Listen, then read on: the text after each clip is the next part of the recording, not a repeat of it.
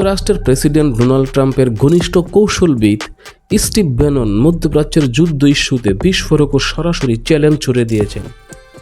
তার স্পষ্ট বক্তব্য, ইরানের বিরুদ্ধে সম্ভাব্য স্থলযুদ্ধে মার্কিন সেনাদের পাঠানোর আগেই ইসরায়েলের প্রধানমন্ত্রী বেনিয়ামিন নেতানিয়াহুর ছেলে এবং পারস্য উপসাগরীয় দেশগুলোর রাজপুত্রদের সামনের সারিতে দাঁড়াতে হবে।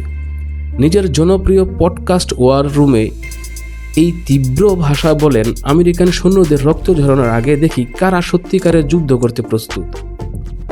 2023 সালের 7 অক্টোবর যুদ্ধ শুরুর পর থেকেই নেতানিয়াহুর ছেলে 34 বছর বয়সী ইয়ার বিদেশে অবস্থান করছেন।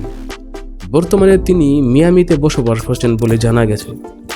এই বিষয়টি তুলে ধরে ব্যানন খুব উগরে দেন, মার্কিন হোমল্যান্ড সিকিউরিটির উচিত অবিলম্বে ইয়ারকে মিয়ামি থেকে বের করে দেওয়া, তাকে ইসরায়েলি সামরিক ইউনিফর্ম পরিয়ে সরাসরি যুদ্ধের প্রথম সারিতে পাঠান। তার ভাষায়, যুদ্ধ চাইলে আগে নিজের পরিবারকে পাঠান।